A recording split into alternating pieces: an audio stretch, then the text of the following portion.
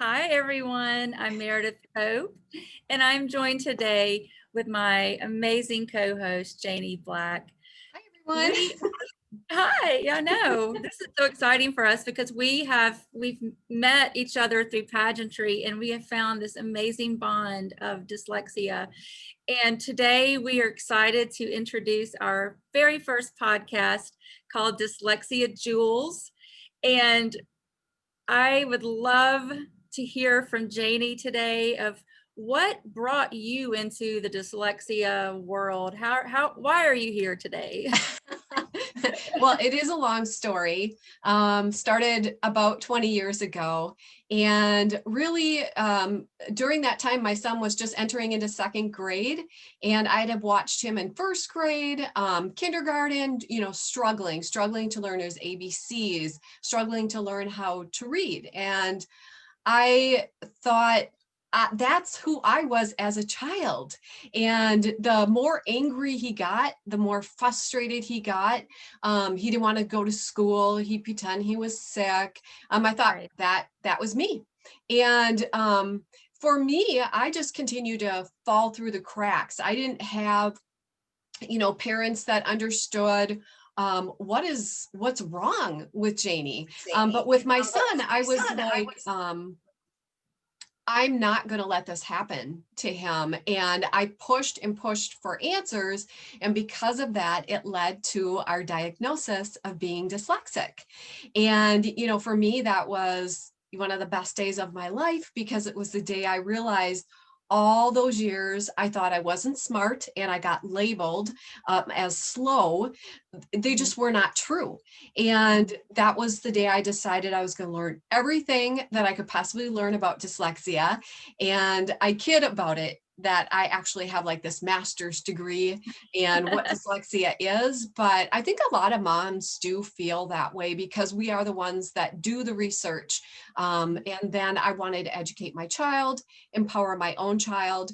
From that day forward, just trying to build his self-esteem and give him what he needed became my role. But my passion really was, to help my own son, but to help other children too, because I have such a calling to work with children. And I started volunteering for the Learning Disability Association of America and speaking and educating. And I started a program 7 years ago called Creative Kids Rock that really celebrates the creative and artistic strengths of children with dyslexia. Because I know that you know this too, Meredith. Children with dyslexia are highly creative. And I really saw that as a way for them to focus on their strengths, which would grow their self-esteem, as opposed to, this sometimes constant failure that they do feel in school. So, that's kind of my story, my short story, my long story short. Well, that's a really amazing story. So I like how you said, something was missing. You never understood it until you were an adult and you became, your own master's degree. You earned your own master's Yeah. degree. I love that because ironically, I have a master's degree in special education in learning disabilities. But guess what? Never once were we educated on dyslexia. So the fact that you took it upon yourself and you created your own learning environment, I mean, that's what moms do. We are our children's educators mainly. So it's so important. And I always say a mom on a mission can achieve anything. Yeah, So, well, absolutely. my dyslexia story is similar to yours in that I grew up feeling the same way you felt. I grew up with that, just what's missing. I had all these wonderful creative ideas. You mentioned creativity, super creative growing up, just never could put the pieces together. And I always felt, yeah, insecure. I felt like I wasn't good enough to do these.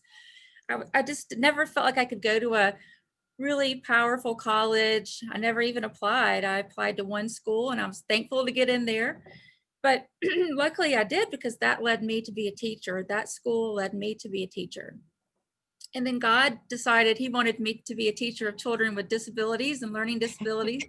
So I took that lead and did it, loved it. But then as I grew up, I decided to take a different role. I decided to stay home with my children. Lo and behold, guess who had dyslexia? Both of my children. So, I mean, if Because you it's could get genetic, any right? more into this dyslexia world, I would love to hear it because that's me. So I have grown up with dyslexia. I've taught children with dyslexia, and I've also, now I am a parent. So that is what led me to start my advocacy for children with dyslexia. Now, for me, a little different from Creative Kids Rock, Yeah. my focus is on educating the parents. Now, I've certainly do a lot with the children. Don't get me wrong. I educate on a state level for our Senate. I educate for laws to be passed. But my love and my passion is to educate the parents. We have to, as parents, and you know this from having children, we have to teach them how to advocate for themselves. They don't know how to do that. And like you said earlier, you felt, I guess, not dumb, I don't want to say that, but you just felt like something you needed someone to help you. You needed someone to mentor you, and you just didn't have it. So what I'm teaching on my website, meredithpope.net, I'm offering resources for parents, newly diagnosed children. What do? Parents can go on to this website and they can find lots of different resources. I have a blog that focuses on self-care for parents. Children with special needs take a lot out of us. They don't mean to, they just do. So I also love empowering parents to how to take care of themselves. So my blog focuses on that. So I think together, you and I in this podcast is going to be a really wonderful combination, powerful combination. You want to tell everyone about how we created the means and just kind of a little bit about that? Well, you and I met through pageantry, Right. and we both have a love for pageantry. And it really, I think that every pageant girl could agree that the greatest thing is really just that sisterhood and hearing what each other is doing, what makes us tick, what we're passionate about. And you and I love to say we share the love of all things dyslexia. And Yes. so the more that we talked, we realized that together we could do something really wonderful. And it was on our hearts to do a podcast, something that could really inspire other people, whether dyslexic or not, and really shine a bright light on the stories and the journeys of children and adults with dyslexia. And it's not all wonderful, right? But it is a beautiful, everybody has a beautiful story, because it really is this journey of, whether you have a supportive environment around you or maybe you don't. It's still this journey of walking this life of being dyslexic with, really, I like to say, it affects every area of my life. It's not just academic. It affects, my relationships with people. It affects, how I view myself. So I find it incredibly inspiring to hear the stories of other people.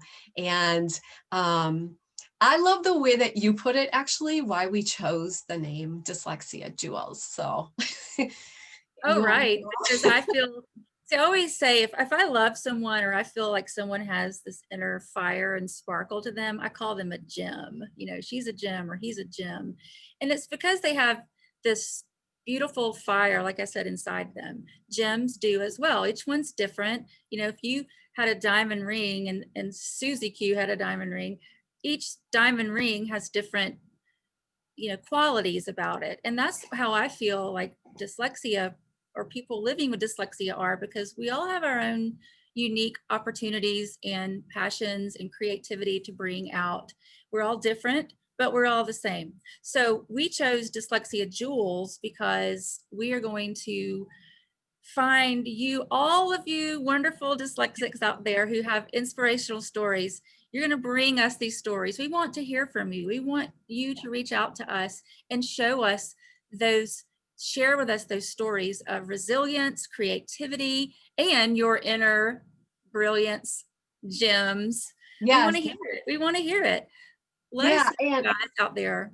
Yeah, and like what you and I talked about too, even people who are advocates for people with dyslexia, right? So one of the things that's really important to me is the legislative work that I do, and really helping to push forth and support positive legislation for children with dyslexia.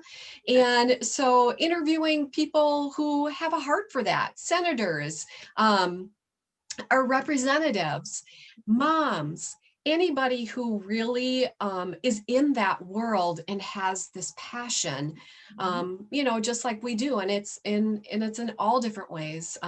We've talked about we'd love to we would love to interview teachers, and I mean, the list is really endless, and because the supportive community is so large, and a lot of people don't realize that. Right, exactly. And there are so many people who don't understand dyslexia. Yes. The one thing I want to leave today's episode with, before we close out, is that to have dyslexia, you must have an average or above average IQ. So, our famous dyslexic, Albert Einstein, if he can live his best life, so can we. So, just please remember that dyslexia is very complicated in a way, but we are here to help create that pathway for you and help you understand it more. So if you are interested in being on our show or sharing your inspirational story with us, please reach out. So my Instagram is mpope3. And Janie, you want to share what yours is? Yep, my Instagram is Janie, so Jaynel Black. Awesome. That's probably the best way to get in touch with us for now. We would love to hear from you. We are looking forward to our next episode. We are planning on interviewing a young lady who has overcome dyslexia.